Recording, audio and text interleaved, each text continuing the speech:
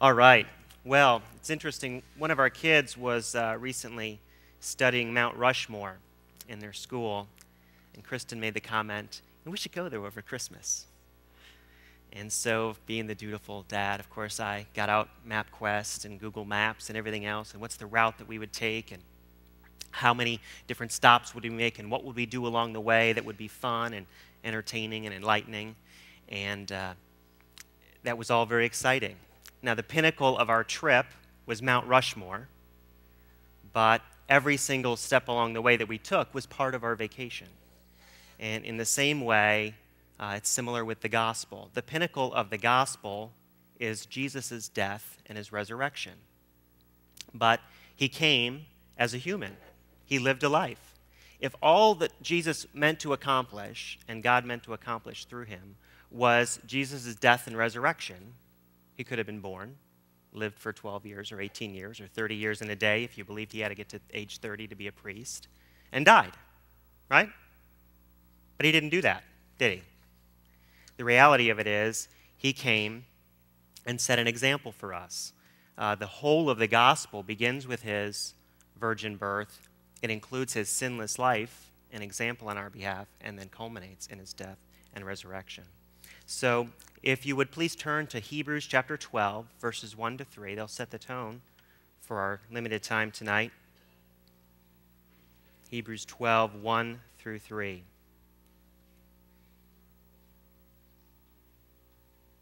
Here's what it says.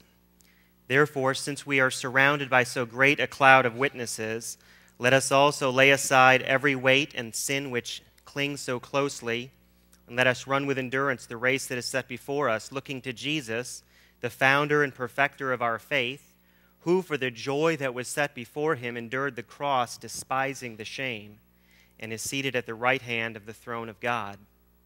Consider him who endured from sinners such hostility against himself, so that you may not grow weary or faint-hearted. Here it says that we are to keep our eyes on and consider Christ.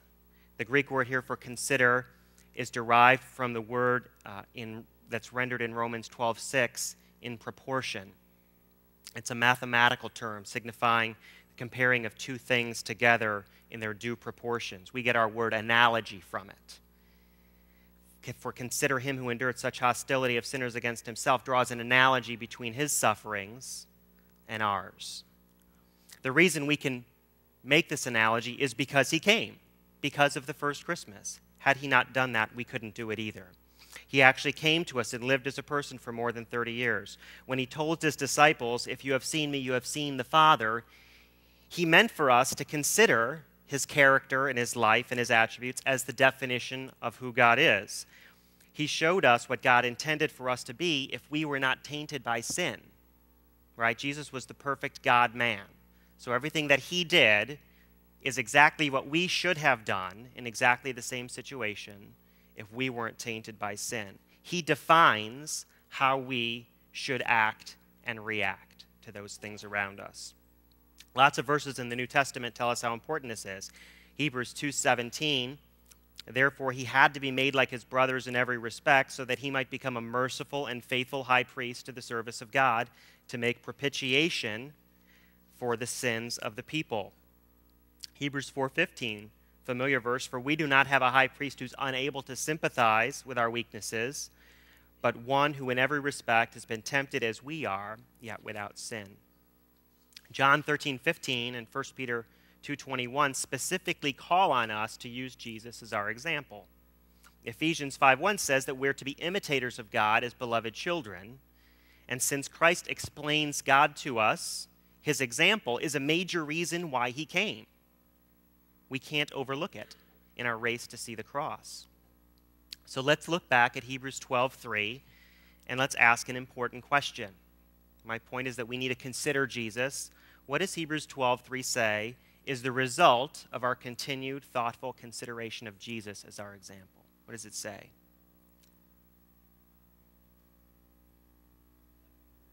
That we won't grow weary and lose heart, right? It says, so that you will not grow weary and lose heart or become faint-hearted. I'm really thankful that God in his kindness gives us these so that statements Sometimes reading the Bible is a little tricky, but all those so that statements make it a lot easier for us. The implications of this are twofold. First of all, there's an implication that we're likely to grow weary and lose heart, right? There's a so that you won't, so the implication is that we're likely to. And the second implication is more glorious, that we have a defense for these things, and that's namely to consider Christ. And so if you're here tonight and you're feeling weary, like the world is pressing down on you, the author of Hebrews gives us the cure. What I'd like to do tonight is just walk through a few passages in the Gospel of Luke that shed some light on how we can consider Jesus to give us some fuel for that fire, and then close with some implications. So if you would please turn to Luke chapter 4, verses 1 and 2. And let's just consider for a bit some of the physical struggles that Jesus had to deal with. Luke chapter 4, verses 1 and 2, and it says, "And Jesus, full of the Holy Spirit, returned from the Jordan and was led by the Spirit in the wilderness for 40 days, being tempted by the devil. And he ate nothing during those days, and when they were ended, he was hungry."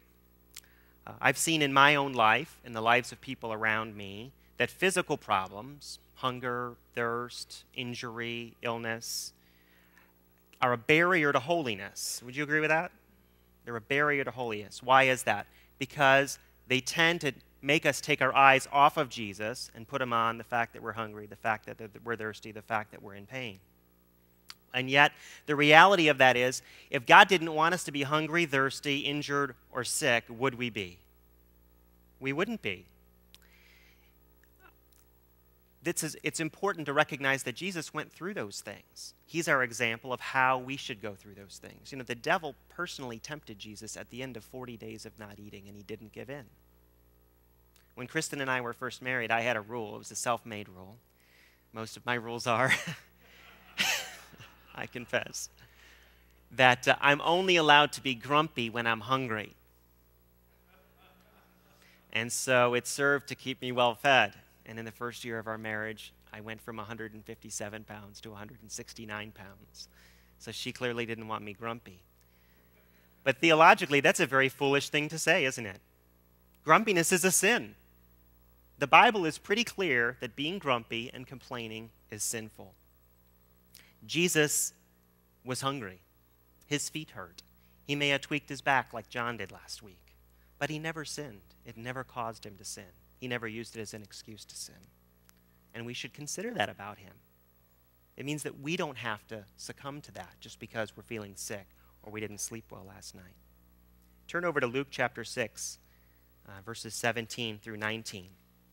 Let's think a little bit about how Jesus had to deal with really demanding people.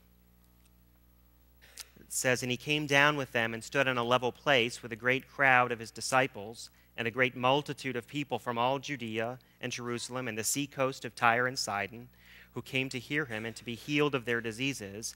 And those who were troubled with unclean spirits were cured, and all the crowd sought to touch him, for power came out of him and healed them all."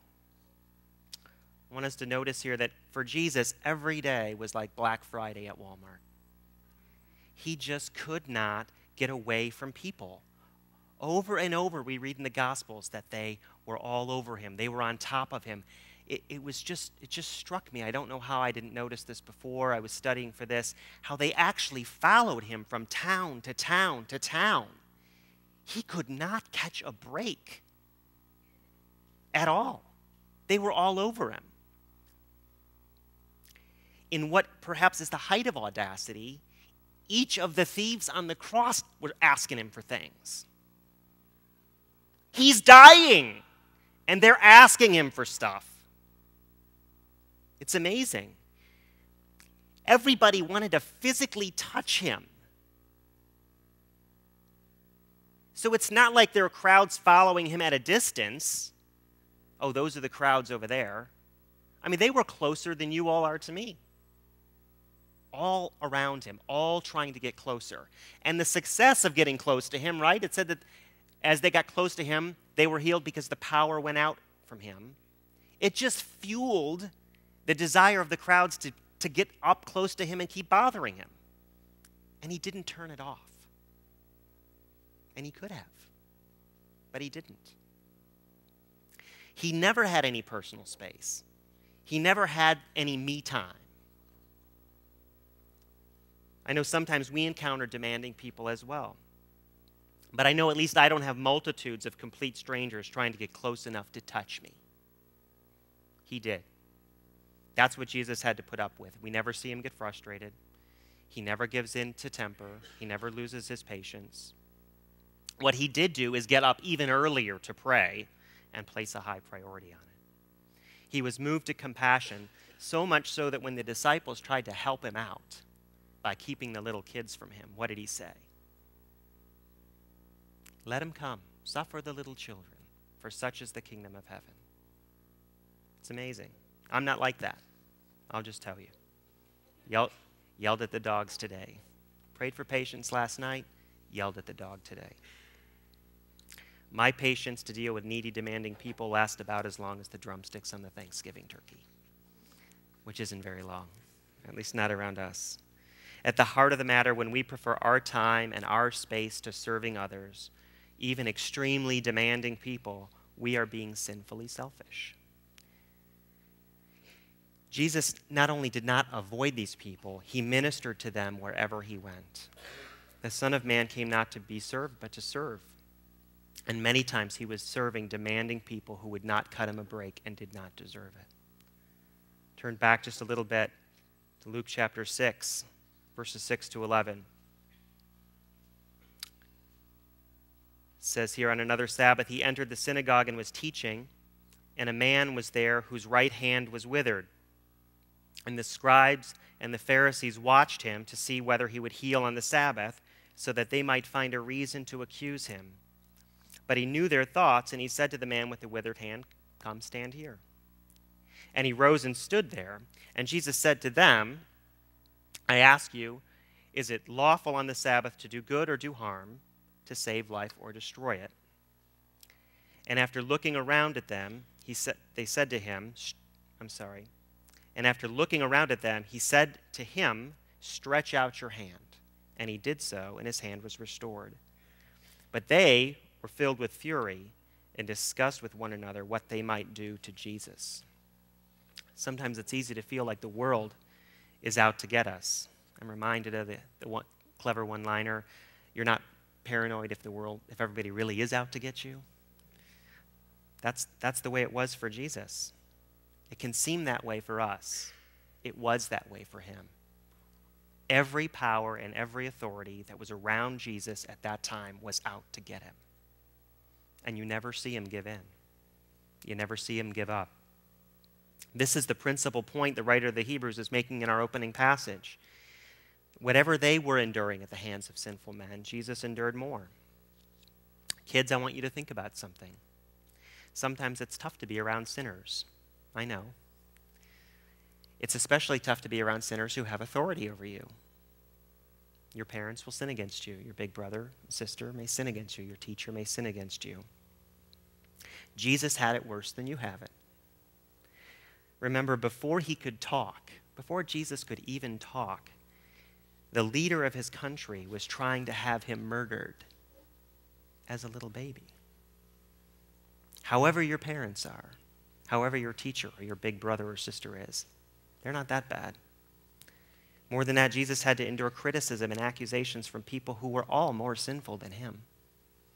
And you never saw him retaliate the whole time he was growing up. It wasn't only those out to kill him that included the sin that he endured for us. Think of those who mocked and ridiculed him. He mentioned it in one of the songs. He was ridiculed before he raised Jairus' daughter. He was ridiculed by the people he grew up around Nazareth. He was ridiculed by those who held him in jail. He was ridiculed by those crucified with him. Religious people criticized and berated him for hanging out with the wrong kind of people all the time. How did he respond?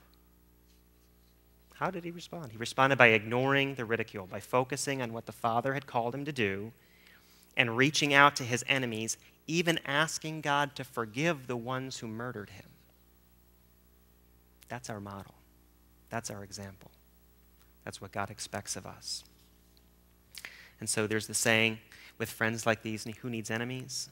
Well, with enemies like these, let's look at his friends. I'm sure they were a source of encouragement for him, weren't they?